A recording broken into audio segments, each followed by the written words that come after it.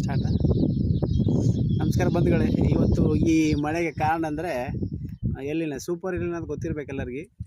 Super ಎಲ್ಲಿನ ಅಂದ್ರೇನು, Pacific ಮಹಾಸಾಗರದಲ್ಲಿ 1.2% Celsius ನೀರಿನ ತೇವಾಂಶ ಹೆಚ್ಚಾಗಿದ್ದರಿಂದ ನಮ್ಮ ಭಾರತ ದೇಶಕ್ಕೆ ಮತ್ತು ರಾಷ್ಟ್ರಕ್ಕೆ ಹೋಗುವಂಥ ಮಾನ್ಸೂನ್ ಮಾರುತಗಳು ನಮ್ಮ ಕಡೆ ಬರಲಾರ್ದಂಗೆ ಆಗ್ಬಿಟ್ಟಾವೆ.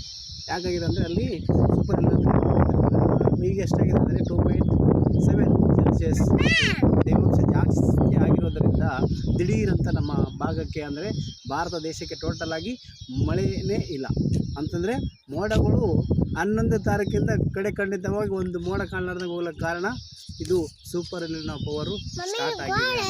ಇದು ಇಷ್ಟಕ್ಕೆ ಮುಗಿಯೋದಿಲ್ಲ, ಇದು ಡಿಸೆಂಬರ್ ಅಂತ್ಯದವರೆಗೆ ಕೊನೆಗೊಳ್ಳುತ್ತದೆ. ಅಂದರೆ ಇಲ್ಲಿ ತಾಪಮಾನ ಹೆಚ್ಚುತ್ತಾ ಹೋಗುತ್ತೆ ಡಿಸೆಂಬರ್ವರೆಗೂ. ಹಾಗೂ ರೈತರಿಗೆ ಇದು ಭಾಳ ಎಫೆಕ್ಟ್ ಕೊಡುವಂಥ ವಿಷಯ.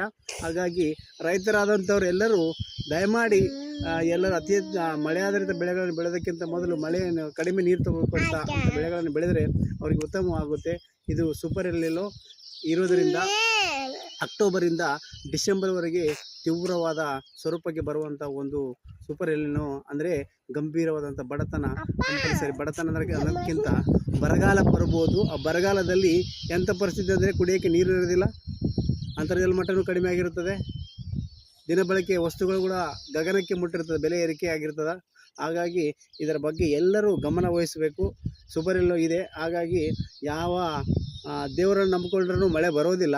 ಯಾಕಂದರೆ ಇದು ಸೂಪರ್ ಎಲ್ಲೋ ಪವರ್ ಇರೋದರಿಂದ ನಮ್ಮ ಕೈಯಲ್ಲಿ ಏನೂ ಇರೋಲ್ಲ, ಎಲ್ಲ ಏನಂತಾರೆ ಪ್ರಕೃತಿ ಕೊಟ್ಟ ಗಿಫ್ಟ್ ನಾವು ತೆಗೆದುಕೊಳ್ಳಲೇಬೇಕು. ಇದು 1872ರಲ್ಲಿ ಘಟನೆ ಆಗಿತ್ತು, ಅದನ್ನೇ ರಿಪೀಟಾಗಿ ಆಗ್ತಾ ಇದೆ.